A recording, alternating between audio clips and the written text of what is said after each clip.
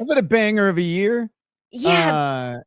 So it's 1 year and 7 days now since I was arrested. Okay. I went to jail for the first time in my life. That was fun. How long were you in jail for? Just overnight. Okay. It was just one About night. probably about 26 hours, I guess, total. Okay. Um, Okay. That's yeah, not it wasn't the worst. terrible. Yeah, I've done that. It's not great, but I have narcolepsy, so I just slept. I mean, I was out probably 22 of those hours. I mean, I was barely awake. I actually had to rush to like fill out my paperwork before my hearing because I oh, was just asleep the whole time. they were like, "Should we wake him up?" Nah, let him sleep. To their credit, they didn't wake me up at all. They just left me cold like food. Oh, that's I didn't nice. get the roast beef, the hot meal roast beef. I got a cold country fried steak. It was disgusting. on bread. It was on white bread. Cold country fried steak on white bread. It was amazing. I was like, this is well, that's a meal, I guess. it was not good. Did you bail yourself out? So the way they do it here is you can't like just bail yourself out. You have to wait for your first appearance. Oh. So we got arrested. I mean, I think I got to the jail around 10:30 in the morning to 11, somewhere in there. It's kind of hard to remember like what time everything, because everything happened. It was really fast. When I went back and like rewatched the body cam footage, I was like, I was only in my house like 15 minutes before they arrested me and took me away. And I was like, wow, that was quick. Felt Very like a lot fast. longer while I was standing there, you know? So I got there somewhere around 10:30 or 11 o'clock. And then,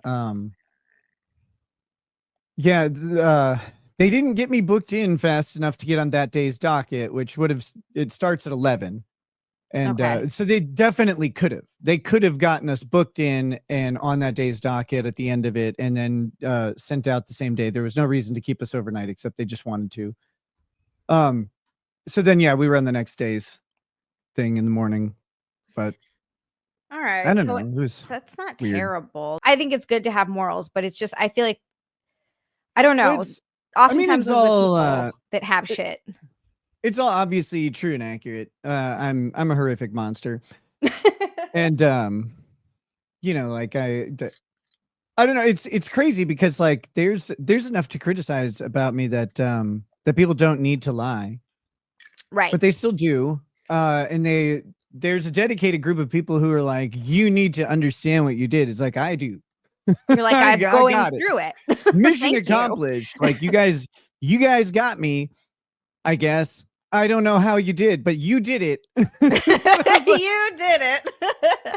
So like I didn't know I was I didn't know that my drug abuse caused trouble in my life. Like I didn't know that until I got back on YouTube and people told me about it. Right. Like every day. You're living it. I had no idea. I was like, oh, wow. I didn't realize how bad this was for me. Right. I mean, there are people who have openly said stuff like that, and you never know like what's just trolling or what's serious. But right. I don't know. I just been doing my show, and then when I go on Twitter, I like tell people, I call people a bunch of slurs and stuff because it's funny.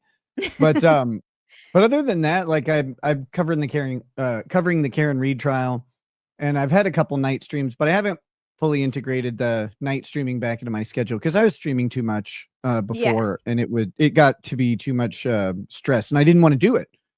I never wanted to stream anymore, and it was like, you can't do that if your job is streaming. You can't not want to do it. You have to enjoy it. And I've been having a blast, man. I like found AI. My party stories are super nerdy because I didn't really party at all when I was young.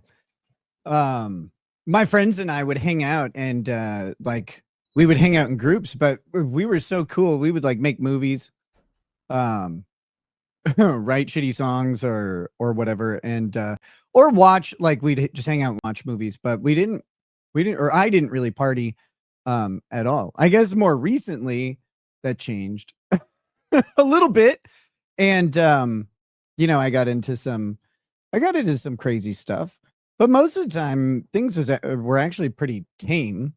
most of the partying I did. I mean, it involved plenty of substances and bad decisions, but it was like it wasn't wild and insane.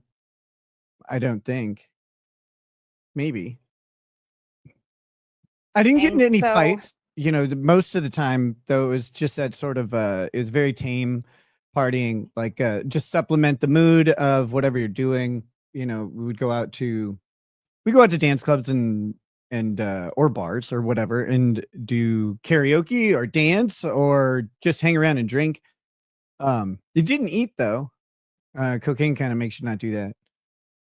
But we didn't get really too into any crazy stuff. Like I said, I don't get into fights with people or anything like that. I'm very calm and chill. And I kept myself under control on the Molly. I wasn't too touchy. I didn't get handsy with anyone that it was inappropriate to get handsy with, or anything like that. I like to keep my I like to keep my consciousness intact. Uh, yeah, I don't have too many. Well, I mean, I have crazy party stories, but they're ones that I won't tell. Like, sorry, some of them involve you know other people,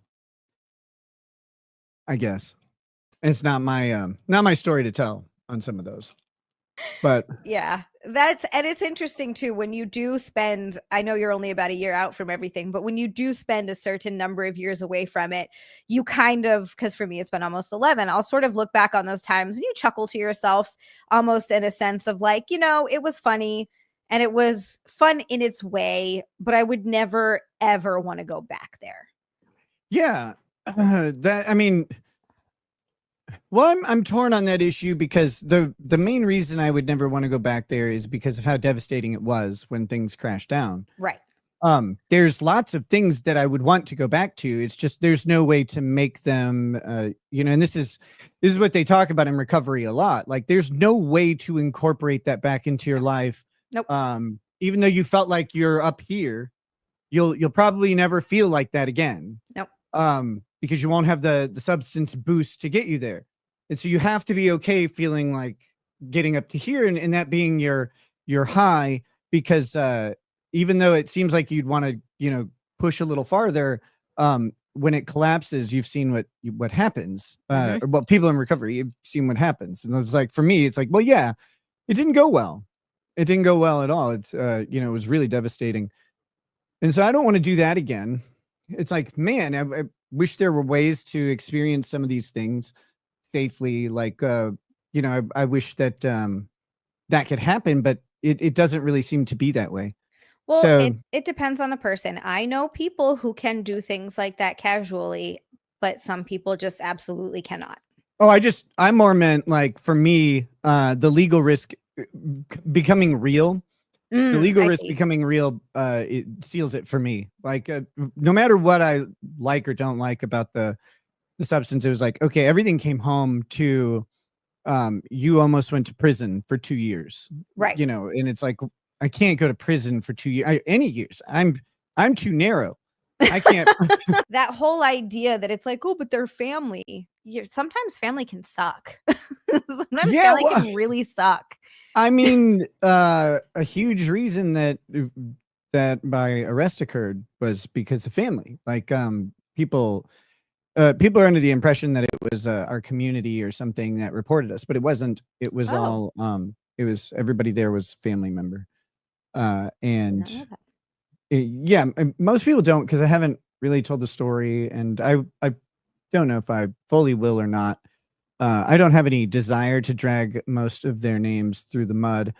What they did to us is very frustrating, especially because they didn't know anything about, this is all shit that they've said. They didn't know anything about the drugs. It was about some other stuff. It was they tried to use the government to enforce what their perception of a moral failing was, and they didn't approach us about it at all. And so that was really frustrating. So yeah, family can suck.